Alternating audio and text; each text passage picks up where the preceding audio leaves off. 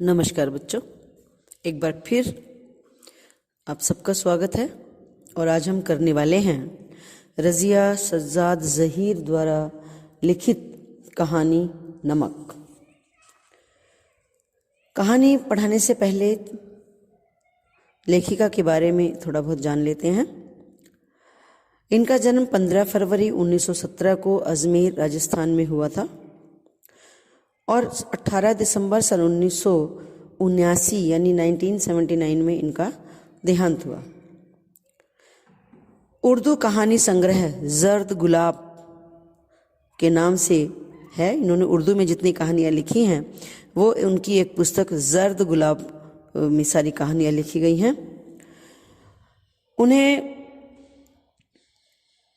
उन्होंने देश के विभाजन के बाद लोगों के मन में जो एक भाव है, भले ही विभाजन ने लोगों के बीच में रेखाएं खींच दी हों, आधे लोग पाकिस्तान में चले गए, कुछ लोग इधर रह गए, उनके अपने उधर चले गए, कोई इधर रह गए। बेशक रेखाएं ज़मीनी खींच दी गई हों, लेकिन लोगों के दिलों में आज भी अपनी ज़मीन के लिए, अपने जन्मस्थान के लिए वही प्रेम, वही लगाव मौजूद है। और ये नमक कहानी इसी भाव को, इसी एहसास को जाहिर करती है। तो चलिए शुरू करते हैं कहानी नमक। उन सिख बीबी को देखकर सफिया हैरान रह गई थी। किस कदर वो उसकी माँ से मिलती थी। मतलब सिख बीवी है, एक सिख महिला है, बुजुर्ग है, और सफिया उसकी माँ से वो आकर के किस तरह मिलती है। वो भारी भरकम जिस्म, छोटी छोटी चमकदार आंखें जिसमें नेकी, मोहब्बत और रहम दिली की रोशनी जगमगाया करती थी। चेहरा जैसे कोई खुली हुई किताब है, वैसे ही सफ़ेद बारीक मलमल का दुपट्टा जैसा उसकी अम्मा मुहर्रम में ओढ़ा करती थी। तो क्या कह रही है, सफिया एक पाकिस्तानी लड़की है जो विभाजन के समय हिंदुस्तान की तरफ रह गई है और उसकी बाकी फैमिली जो है वो पाकिस्तान में चली गई है। तो एक महिला से वो मिलती है, कहीं किसी उसमें जाती है, प्रोग्राम में जाती है, वहाँ पर वो एक सिख बीवी से मिलती है और वो बात करती है उससे। वो इतना प्रेम से उससे मिलती है कि उसका चेहरा मोहरा, उसका पहनावा उसे वो अपनी माँ की याद दिलाता है, उसकी अपनी अम्मा की याद दिलाता है। तो सिख बीवी देखने में कैसी है, भारी भरकम है, शरीर उसका भारी है, छोटी छोटी चमकदार आंखें हैं, और दिल कैसा है जिसमें नेकी मतलब सबके लिए भलाई भरी है, मोहब्बत भरी है, सबके लिए रहम दिली है, करुणा की भावना उसके अंदर भरी हुई है। और चेहरे ऐसा जिसमें कोई छल कपट नहीं, खुली किताब की तरह है चेहरा है। और मलमल का, बारीक मलमल का सफ़ेद दुपट्टा उसने ओढ़ा हुआ है, बिल्कुल वैसे ही जैसे सफिया की माँ, अम्मा मुहर्रम के समय में ओढ़ा करती थी। तो यानी सिख बीवी को देखकर सफिया को अपनी अम्मा की याद आ जाती है। जब सफिया ने कई बार उनकी तरफ मोहब्बत से देखा, प्यार से देखा, तो उन्होंने भी उसके बारे में घर की बहू से पूछ डाला, क्योंकि उनके घर में कोई प्रोग्राम था और सफिया वहां पर गई थी। तो जब सफिया बार बार उस अम्मा जी को, उस सिख बीबी को बार बार इतने प्यार से देख रही थी, तो सिख बीवी ने अपनी बहू से पूछा और तब बहू ने बताया कि ये मुसलमान हैं और कल ही ये सुबह लाहौर जा रही है अपने भाइयों से मिलने के लिए, जिन्हें इन्होंने कई साल से देखा नहीं है। तो सिख बीवी की जो बहू है वो बताती है कि ये जो लड़की है ये मुस्लिम है और इसके भाई वगैरह जो हैं वो सब पाकिस्तान में रहते हैं, लाहौर में रहते हैं, और ये सुबह ही लाहौर जा रही है अपने भाइयों से मिलने। कई सालों से इसने अपने भाइयों से देखा भी नहीं है। लाहौर का नाम सुनकर वे उठकर सफिया के पास ही आ बैठी। सिख बीवी ने जैसे लाहौर का नाम सुना और ये सुना कि ये सुबह लाहौर जाने वाली है, तो वो उठ करके सफिया के पास आकर बैठ गई और उससे बातें करने लगी, बताने लगी उसे कि उसका लाहौर कितना प्यारा शहर है, उनका लाहौर कितना प्यारा शहर है, वहाँ के लोग कैसे खूबसूरत होते हैं, उम्दा खाने मतलब अच्छा खाने पीने के शौकीन होते हैं, नफीस कपड़े मतलब बिल्कुल बढ़िया अच्छे कपड़े पहनने के शौकीन होते हैं, सैर सपाटे की रसिया मतलब घूमना फिरना उनको बहुत पसंद होता है, और जिंदा दिली की तस्वीर हैं वहाँ के लोग। तो ये सिख बीवी जो है वो सफिया को बता रही है कि उनका जो लाहौर है, क्योंकि सिख बीवी भी लाहौर की रहने वाली थी और भारत विभाजन के दौरान उसे यहाँ आना पड़ा, तो इसलिए वो जैसे ही उसको लाहौर की बात होती है और पता चलता है इस लाहौर में जा रही, तो वो उस सफिया से लाहौर के बारे में बात करती है। कीर्तन होता रहा और वो आहिस्ता आहिस्ता बातें करती रही। मैंने पहले कहा कि सिख बीवी के घर में कोई प्रोग्राम था, कोई कीर्तन था, और वहीं पर ये दोनों बातें कर रही हैं। सफिया ने एक दो बार बीच में पूछा भी, माता जी आपको तो यहाँ आए बहुत सारे साल हो गए होंगे ना? सिख बीवी बोली, हाँ बेटी, जब हिंदुस्तान बना था हम तभी आए थे। वैसे तो अब यहाँ भी हमारी कोठी वगैरह बन गई है, बिजनेस भी अच्छा है, सब कुछ ठीक ही है, पर लाहौर तो बहुत याद आता है। हमारा वतन तो जी लाहौर ही है ना। सिख बीवी कह रही है, हमारा वतन, हमारा जन्म स्थान तो लाहौर ही है ना। और फिर पलकों से कुछ सितारे टूटकर दूधिया आंचल में समा जाते हैं। कहने का मतलब, जब लाहौर को याद करती है सिख बीवी, तो उसने जो सफेद दुपट्टा ओढ़ रखा है, आंखों से निकलकर, पलकों से निकल कर के कुछ आंसू उसकी उस सफेद दुपट्टे पर आकर गिर जाते हैं। बात आगे चल पड़ती है, मगर घूम फिरकर फिर उसी जगह पर आ जाती है, साडा लाहौर। सिख बीवी है ना, जब भी बात करती है भावुक हो जाती है, लाहौर के बारे में बात करती है, और हमेशा एक बात कहती है, साडा लाहौर, यानी हमारा लाहौर। कितने साल हो गए लाहौर को छोड़े हुए, लेकिन दिलों में आज भी अपने जन्म स्थान के लिए वही प्रेम, वही उस जगह की यादें जो हैं वो आज भी तरोताजा है। कीर्तन कोई 11 बजे खत्म हुआ होगा।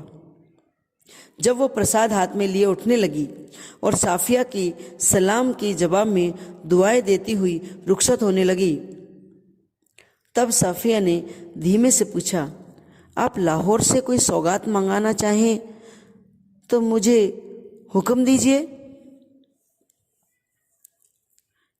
ठीक है, तो क्या कह रही है साफी? जब वो जाने लगी तो साफिया ने उनको कहा कि भी मैं लाहौर जा रही हूँ, और आपको अपने वतन से अगर कोई सौगात, कोई कुछ वहाँ से कुछ निशानी के तौर पर अगर कुछ मंगाना है तो आप मुझे हुक्म दीजिए, मतलब आप मुझसे कह दीजिए।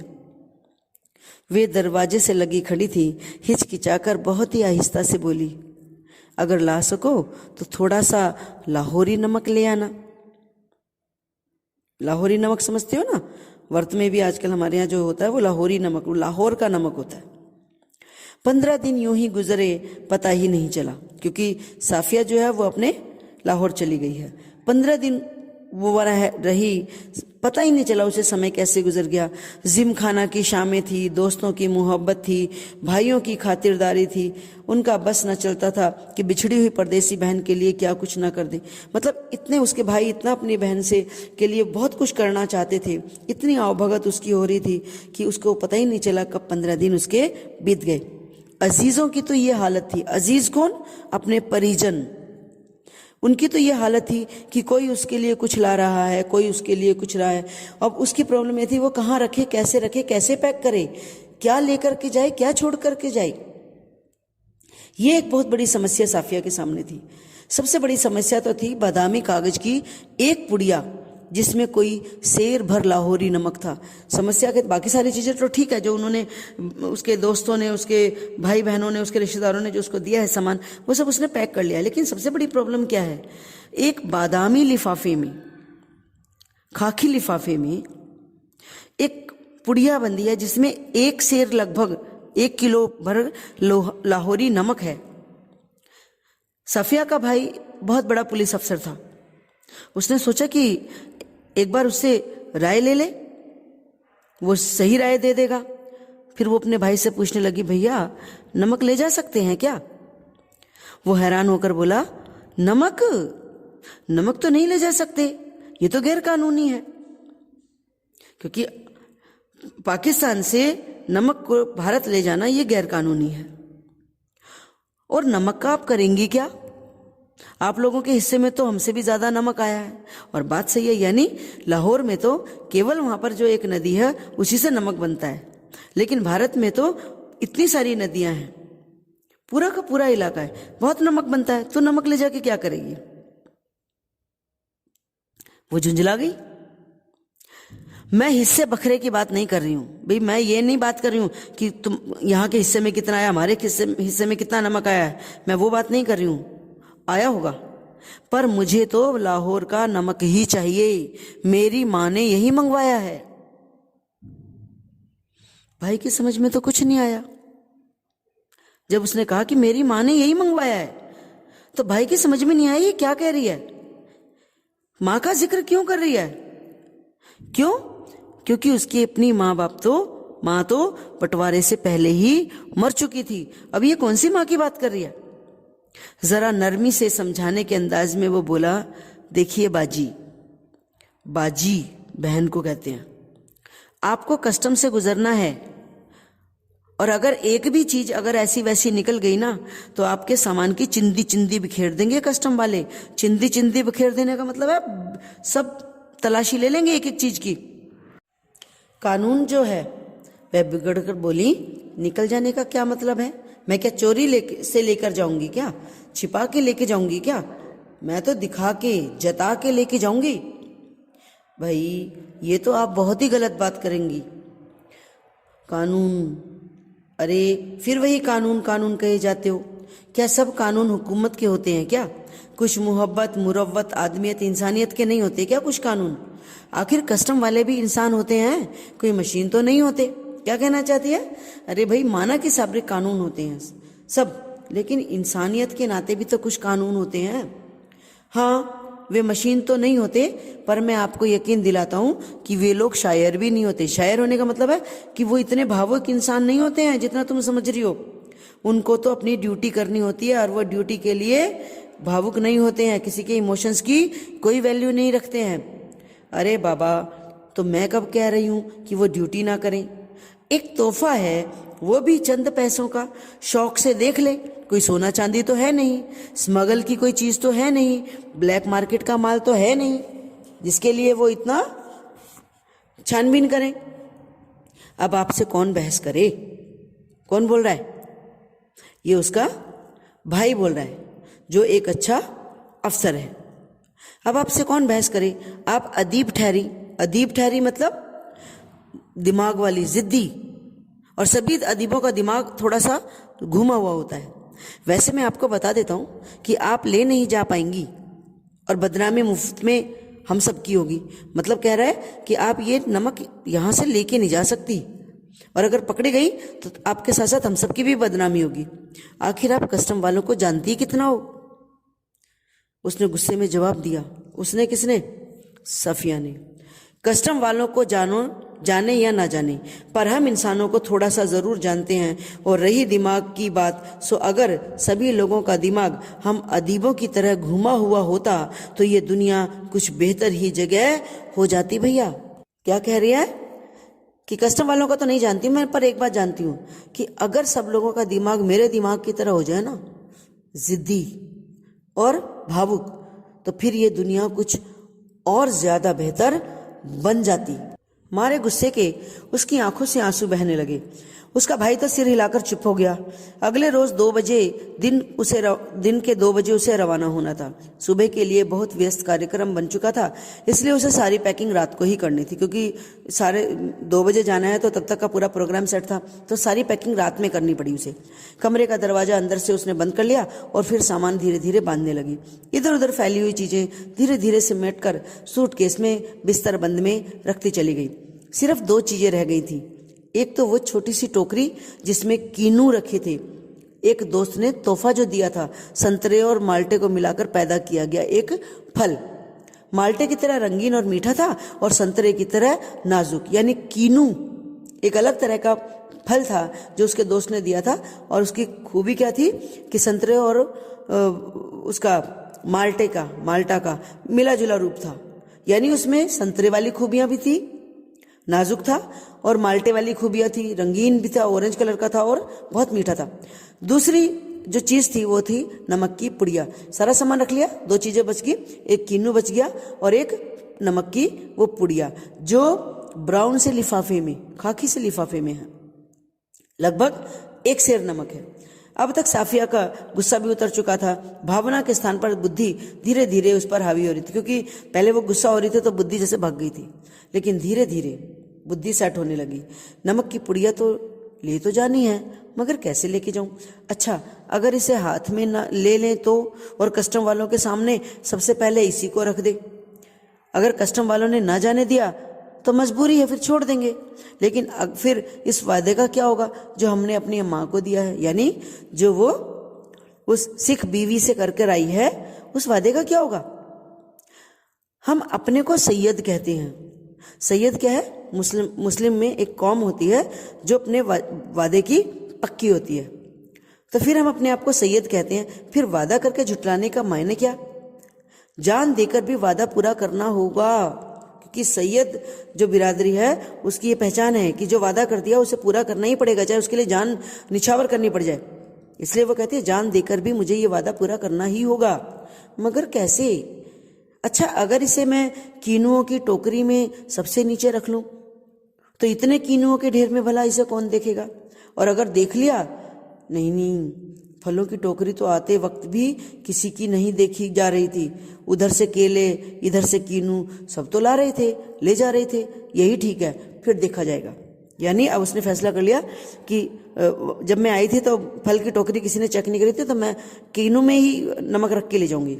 और उसने कीनू सारे कालीन पर उलट दिए, टोकरी खाली की, नमक की पुड़िया उठाकर टोकरी की तह में रखी और एक बार झांक कर उसने पुड़िया को देखा। और फिर उसे ऐसा महसूस हुआ मानो उसने अपने किसी प्यारे को कब्र की गहराई में उतार दिया, क्योंकि नमक को सबसे नीचे रख रही है वो। उसे ऐसा महसूस हुआ मानो उसने अपने किसी प्यारे को कब्र की गहराई में उतार दिया हो। कुछ देर उकड़ू बैठी रही। उकड़ू बैठने का मतलब पता है आपको? मतलब पैरों के बल बैठना। पुड़िया को तकती रही और फिर उन कहानियों को याद करती रही जिन्हें वो अपने बचपन में अम्मा से सुना करती थी, कि जिनमें शहजादा अपनी रान चीरकर हीरा छिपा लेता था। अपनी रान मतलब चमड़ी को चीरता है, उसमें हीरा छिपा लेता है और देवों, खौफनाक भूतों, राक्षसों के सामने से होता हुआ सरहदों से गुजर जाता है। और इस जमाने में ऐसी कोई तरकीब नहीं हो सकती। वो सोच रही है, याद आ रही है उसने अपनी अम्मा से सुनी हुई कहानियां कि किस तरह जो कोई शहजादा होता था अपनी महारानी के लिए अगर वो हीरा वगैरह छिपा कर ले जा रहा है तो अपनी चमड़ी को चीर करके उसमें छिपाता था, कोई उसको पकड़ नहीं पाता था। तो वो उसको याद आ रहा है कि ऐसी कोई तरकीब, ऐसी कोई उपाय, ऐसी कोई योजना नहीं हो सकती क्या कि मैं इस नमक को छिपा करके ले जाऊं?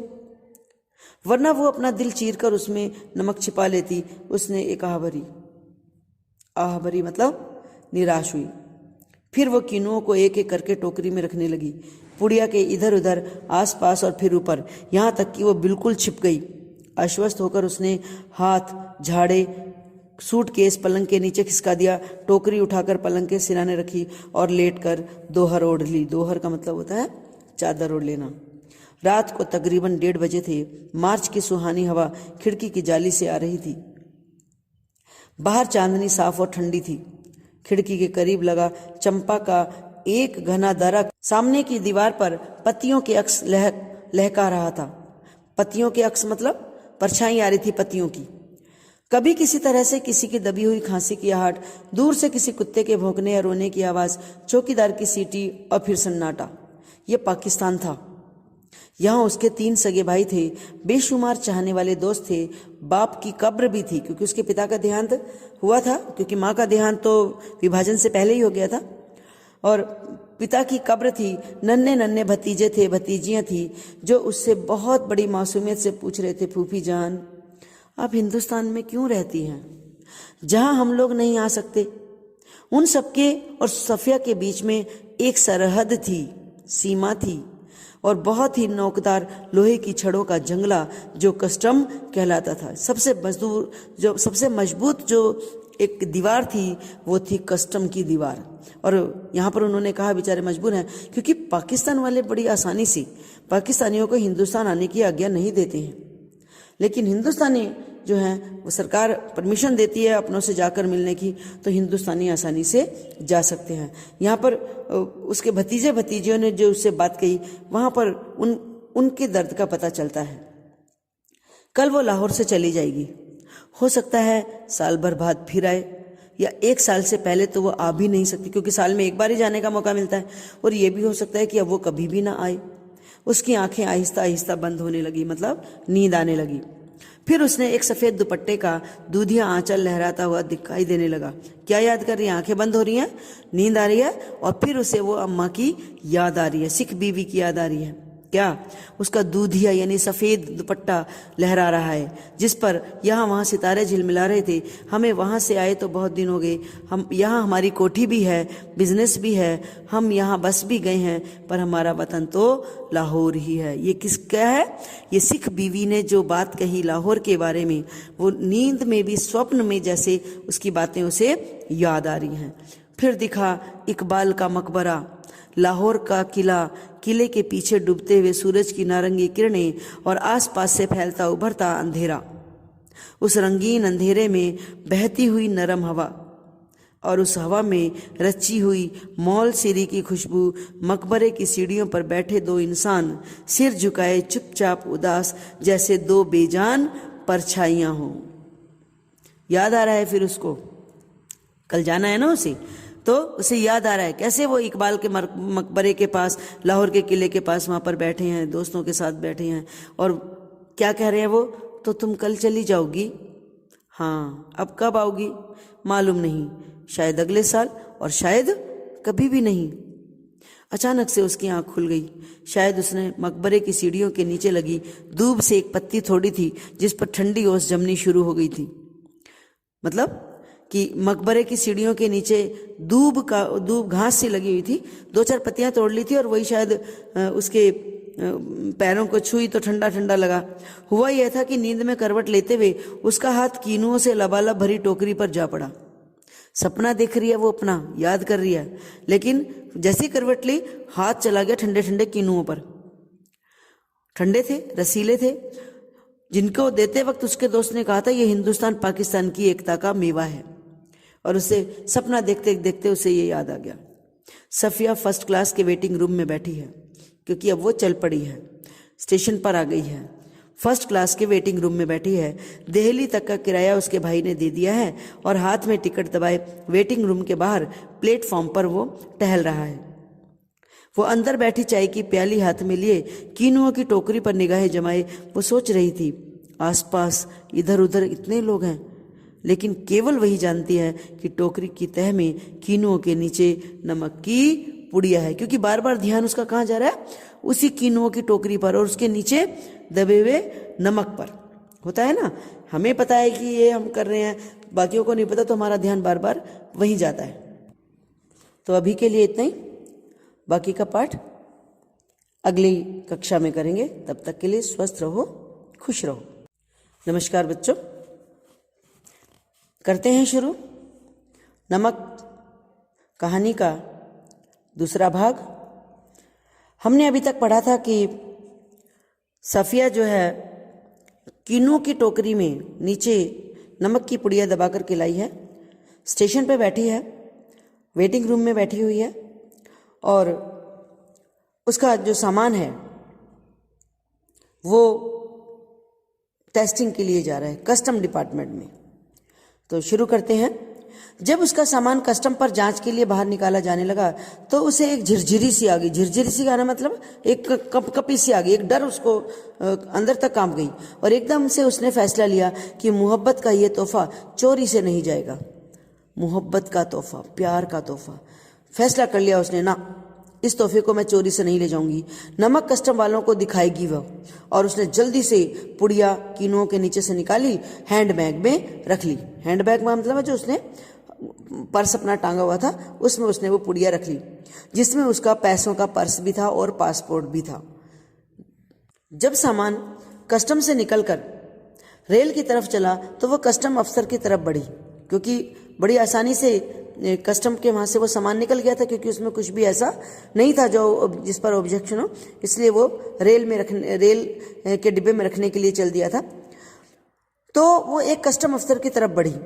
ज़्यादातर मेज़ें खाली हो चुकी थी, ज़्यादातर सामान वगैरह जा चुके थे, लोग भी जा चुके थे। एक दो पर इक्का दुक्का सामान रखा हुआ था। वहीं पर एक बड़े साहब खड़े थे, लंबा सा कद, दुबला पतला सा शरीर, खिचड़ी जैसे बाल का मतलब घुंघराले बाल, और आंखों पर ऐनक यानी चश्मा।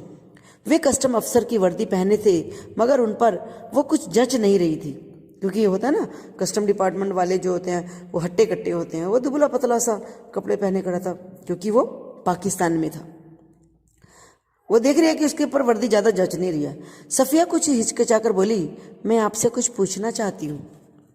उन्होंने नजर भरकर सफिया को बड़े गौर से देखा, बोले, फरमाइए। उनके लहजे ने सफिया की हिम्मत बढ़ा दी। बड़े पोलाइटली बोला वो, फरमाइए। तो वो सुनकर के सफिया की जो हिम्मत बढ़ गई। आप कहाँ के रहने वाले हैं? उन्होंने कुछ हैरान होकर उसे फिर गौर से देखा और कहा, मेरा वतन दिल्ली है। आप भी तो हमारी तरफ की मालूम होती हैं, अपने अजीजों से मिलने आई होंगी ना। तो ये कस्टम अधिकारी है, ये क्या बोल रहा है कि मेरा वतन दिल्ली है, मतलब मैं दिल्ली का रहने वाला हूं, और लगता है आप भी दिल्ली से ही हैं, यहाँ अपने अजीजों से, अपने परिजनों से मिलने आई होंगी ना। लेखिका ने कहा, सफिया ने कहा, जी हाँ, मैं लखनऊ की हूं, अपने भाइयों से मिलने आई हूं। वे लोग इधर आ गए हैं, आपको भी तो शायद इधर आए। जी, जब पाकिस्तान बना था हम तभी आए थे, मगर हमारा वतन तो आज भी दिल्ली ही है, यानी हमारा जन्म स्थान तो दिल्ली है। सफिया ने हैंडबैग मेज पर रख दिया और नमक की पुड़िया निकालकर उसके सामने रख दी, और फिर आहिस्ता आहिस्ता रुक रुक कर उसने उस अफसर को सारी बात बता दी।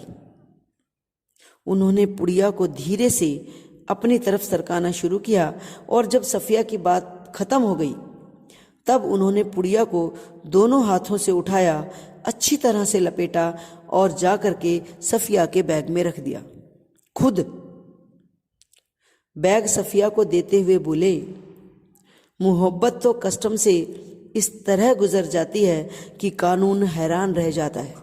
क्या कहना चाहते हैं कि ये मोहब्बत का तोहफा, कानून भी हैरान रह जाएगा, कानून को भी हम नजरअंदाज कर देंगे इस मोहब्बत के तोहफे के लिए। वो चलने लगी तो वो भी खड़े हो गए और कहने लगे, जामा मस्जिद की सीढ़ियों को मेरा सलाम कहिएगा, और उन खातून को ये नमक देते वक्त मेरी तरफ से कहिएगा कि लाहौर अभी तक उनका वतन है और दिल्ली मेरा वतन है, तो बाकी अब सब रफ्ता रफ्ता ठीक हो जाएगा। क्या संदेश दे रहा है वो कि उन खातून को, क्योंकि उसने सफिया ने सारी बात बता दी है कि कैसे मैं वहां पर एक सिख बीवी से मिली हूं, और जब उनको पता चला कि मैं लाहौर आ रही हूं तो उन्होंने मुझसे ये मंगाया था। तब वो कह रहा है कि उन खातून को ये बता देना, नमक देते हुए कह देना कि लाहौर आज भी उनका ही वतन है और दिल्ली आज भी मेरा है, यानी हम अभी भी एक दूसरे से जुदा नहीं हैं। बेशक लकीरें खिंच गई हैं जमीन पर हमारे दिलों में कोई लकीर नहीं खिंची है। हमारा वतन आज भी वही है। रफ्ता रफ्ता सब ठीक हो जाएगा, मतलब है उनको ये उम्मीद दे रहा है कि धीरे धीरे सब कुछ सामान्य हो जाएगा। सफिया कस्टम के जंगल से निकलकर, कस्टम के जंगले से निकलकर का मतलब है पूरा एक जैसे एक पिंजरा था कस्टम के, वहां से सामान लेकर निकलना, और पाकिस्तान में तो बहुत ज्यादा फॉर्मेलिटी होती है, तो वहां से वो सेफ निकल गई। दूसरे प्लेटफॉर्म पर आई, वे वहीं खड़े रहे। प्लेटफॉर्म पर उसके बहुत से दोस्त, भाई, रिश्तेदार थे। बड़ी हसरत मतलब उम्मीद भरी निगाहों से वो देख रहे थे। बहते हुए आंसुओं, ठंडी सांसों, भींचे हुए होठों को बीच से काटती रेल सरहद की तरफ बढ़ी। जैसी अटारी में पहुंची रेल तो पाकिस्तानी पुलिस उतरी, हिंदुस्तानी पुलिस वहां पर सवार हो गई, क्योंकि जो पाकिस्तान जो ट्रेन आती है उसमें पाकिस्तानी सैनिक होते हैं, लेकिन अटारी पे आते ही वो वहीं उतर जाते हैं पाकिस्तानी सैनिक, और वहां से हिंदुस्तानी सैनिक जो हैं वो उस ट्रेन में सवार हो जाते हैं। तो हिंदुस्तानी पुलिस वहां पर सवार हो गई। कुछ समझ में नहीं आ रहा था कि कहाँ से लाहौर खत्म हुआ और किस जगह से अमृतसर शुरू हो गया, उसे पता ही नहीं चला।